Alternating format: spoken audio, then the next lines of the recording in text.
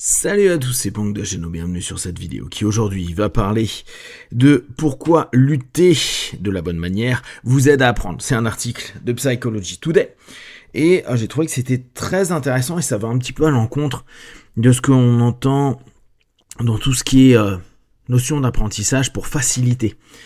À dire, faut que les jeunes et les moins jeunes, ils apprennent de façon fluide, qu'il n'y ait pas de complexité, de stress, de problèmes, etc., pour que ça puisse correctement s'insérer dans notre cerveau et dans notre mémoire, à long terme. Eh bien, il y a des études qui montrent que c'est pas juste, c'est pas une réalité, et à minima, ça peut être intéressant, ne serait-ce que de voir que la difficulté que vous allez mettre pour apprendre quelque chose va être plus valorisée à long terme.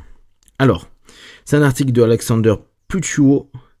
Votre cerveau préfère certaines choses à la difficulté, y compris l'apprentissage. Voici pourquoi. Point clé. Beaucoup pensent qu'apprendre doit être facile et amusant. Et on le vend de plus en plus. Vous allez voir dans toutes les notions d'éducation positive, il y a toujours la gamification qui est mise en avant. Et on l'a déjà vu sur d'autres vidéos, que la gamification, ils se sont aperçus que ça permettait aux gens d'être plus investis. Néanmoins, et ça vous pouvez le voir avec les Duolingo, le nombre de personnes qui ont un super niveau à Duolingo et qui n'arrivent pas à parler réellement bien, voire pas du tout, quand ils sont à l'étranger, alors qu'ils ont appris leur langue sur un logiciel de gamification.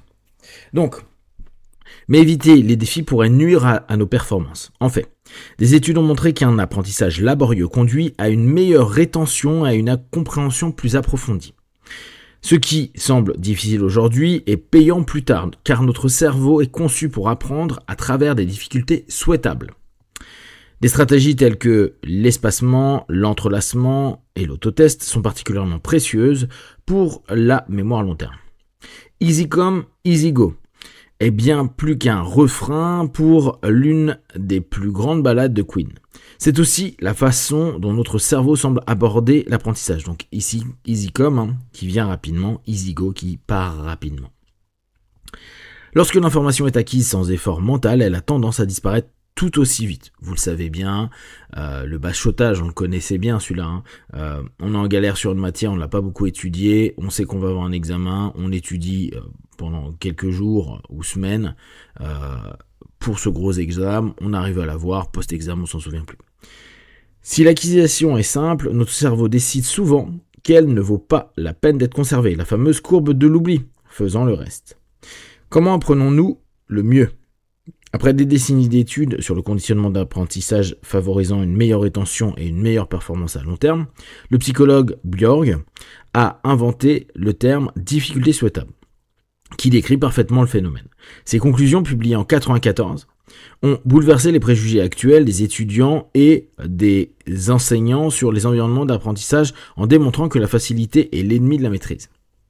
C'est vraiment, je trouve, intéressant de capter ça. Je pense que un mix entre faut que ce soit assez facile pour l'apprenant, mais en même temps qu'il y ait des phases de complexification pour qu'il y ait ce travail en interne. Donc en gros, avoir des contraintes suffisantes permet quelque chose qui, on le voit dans le sport, va faire cogiter.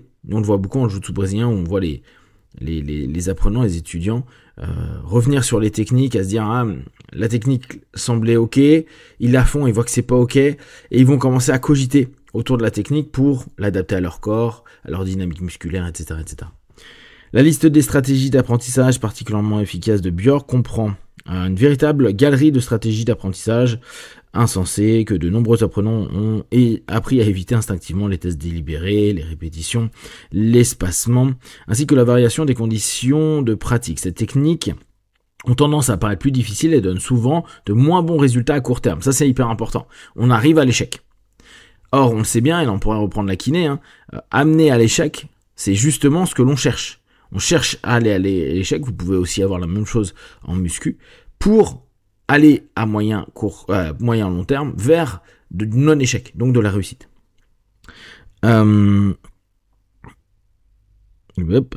Pourtant, Björk et d'autres après lui ont démontré qu'elle conduisait à un apprentissage plus approfondi et plus durable. Des études ultérieures ont confirmé et approfondi les boulots de Björk, la répétition espacée, la pratique de récupération ou auto-évaluation, et l'intercalage de sujets impose toute une charge cognitive qui encourage le cerveau à encoder l'information de manière plus robuste, ce qui semble cohérent. Tu vas avoir une recherche, tu vas avoir d'autres infos qui arrivent, il va falloir que tu puisses retourner sur ton info 1, ça reste quelque chose de complexe, et c'est sûr qu'en plus ça nous fait stresser, ça nous agace parce qu'on a l'impression de ne pas s'en souvenir, donc on retourne sur le boulot pour tenter de s'en souvenir, etc., etc. Une étude particulièrement remarquable de Deslauriers en 2019 a révélé que les étudiants suivaient des cours d'apprentissage actif retenaient significativement plus de connaissances que ceux qui suivaient des cours magistraux. Bon, ça, on le sait plutôt bien. Même si ces derniers déclaraient avoir le sentiment d'avoir appris davantage. Le cours magistral, on fait pas grand chose, on est ultra passif si on n'est pas en train de regarder son téléphone ou son PC. C'est sûr que on peut se dire c'est bon, j'ai compris plein de trucs, mais ça veut pas dire qu'on l'a mémorisé. L'illusion d'apprendre semble plus forte lorsque l'apprentissage est fluide, on revient à ce qu'on disait précédemment. Malheureusement, les systèmes d'incitation à l'éducation moderne sont tels que les élèves, comme les enseignants, trouvent souvent plus facile de se laisser porter, surtout lors des évaluations des élèves. Ce qui se passe dans le cerveau pendant ces apprentissages laborieux. Pour beaucoup d'entre nous, il peut être très rassurant d'apprendre que rencontrer quelques difficultés dans l'apprentissage n'est pas un signe d'échec. Même si, comme je vous dis, je pense qu'on arrive sur une phase d'échec qui, après, va nous amener à quelque chose qui est une réussite. C'est j'apprends à faire du vélo, il y en a ça marche d'entrée, il y en a comme moi qui se prennent un mur. Et après, j'arrive quand même à faire du vélo. Mais plutôt un signe d'apprentissage. Mais pourquoi en est-il ainsi? Alors que les neuroscientifiques continuent d'en démêler les détails, une chose est sûre. Notre cerveau n'a pas évolué pour apprendre dans un silence absolu. Avec des diapositives PowerPoint, il a évolué pour apprendre dans des environnements chaotiques où la répétition, les enjeux élevés, la variabilité et la récupération ciblée étaient importantes. D'un point de vue évolutionniste, ce dont nous nous souvenons le mieux est généralement ce pourquoi nous avons travaillé le plus dur précisément en raison de la signification de cet effort et du contexte qu'il véhicule. D'accord ? On a galéré à obtenir quelque chose, on va avoir plus de chances de vouloir le maintenir. Ça ne veut pas dire que c'est toujours le cas, mais c'est souvent le cas. Une information dispersée, émotionnellement marquante ou répétée dans différents contextes est tout simplement plus susceptible d'avoir une incidence sur notre survie qu'une succession de faits arides et ponctuels qui ne contribuent en rien à prédire le monde qui nous entoure. Ce n'est pas que l'apprentissage en masse et le bachotage soient inefficaces, ils peuvent l'être, surtout pour les examens courts, ça on a tous connu, je pense, tous ceux qui n'étaient pas bons en cours, mais ils s'estompent rapidement, laissant la place à ce qui reste vraiment gravé, la connaissance durement acquise. C'est pourquoi notre cerveau retient les informations que nous récupérons sous la pression, comme lors d'un examen, ou que nous associons à une conséquence, comme une félicitation ou une punition. C'est aussi pourquoi tant d'adultes font encore des cauchemars récurrents lorsqu'ils ratent un examen. Le cerveau identifie ces situations comme étant un enjeu élevé et difficile à oublier. Et ça, je trouve que c'est intéressant de voir les stress qu'on a pu avoir en cours. Il y en a plein qui auraient pu être évités et qui n'avaient pas d'intérêt, mais sur des examens importants, et voir qu'il y a beaucoup de personnes dans leurs rêves qui nous disent j'ai encore rêvé à la salle de classe, à l'examen que je passais, mon bac, mon brevet, mon master, mon truc, etc.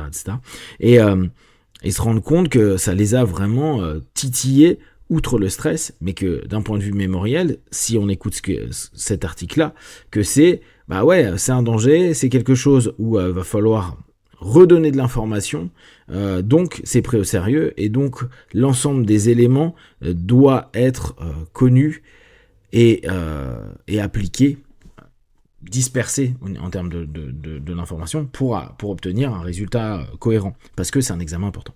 Point clé à retenir pour les esprits curieux et les apprenants tout au long de leur vie: apprendre difficilement est un meilleur apprentissage. Alors, si vous voulez mémoriser davantage, être plus performant, élargir votre champ intellectuel, affronter les difficultés, acceptez-les comme si votre apprentissage en dépendait, car c'est fort possible. La prochaine fois que vous planifierez vos sessions d'études ou même une formation professionnelle ou l'acquisition de nouvelles compétences, pensez à faire de la place à ces difficultés souhaitables en particulier l'espacement. Répartissez les séances d'apprentissage dans le temps plutôt que de bachoter. L'entrelacement, mélangez des sujets ou des types de problèmes connexes au lieu de vous concentrer sur une chose à la fois. Alors là, si on dit ça des TDAH, on est un peu mal. Cela incite votre cerveau à changer constamment de sujet et renforce la reconnaissance des schémas. Moi, on m'avait engueulé en cours parce que je faisais ça. Mais bon, je pense que plein de faisaient ça parce qu'on n'arrivait pas à avancer quelque part, on allait sur un autre sujet. Auto-évaluation, au lieu de relire et de surligner, testez-vous. Se remémorer un souvenir renforce la mémoire elle-même et révèle ce que vous savez réellement. Même si ces stratégies peuvent paraître plus difficiles sur le moment, elles sont précisément ce qui permet de pérenniser l'apprentissage. Elles reflètent la façon dont notre cerveau préfère encoder la connaissance durable par un effort actif plutôt que par une exposition passive. Alors oui, il est judicieux de se compliquer volontairement la vie, du moins en matière d'apprentissage, car ce sont les difficultés que l'on retient qui compte, et donc un monde qui récompense la profondeur, l'adaptabilité et la curiosité intellectuelle. Apprendre à se battre pourrait bien être l'une des compétences les plus importantes à développer. Et les refs, donc c'est Björk en 94, Björk en 2011 et Deslauriers en 2019. Je vous mets de toute façon l'article dans la description. Comme d'habitude, ne prenez que ce qui est bon juste pour vous tester, observer, analyser et conclure. Be one. Ciao.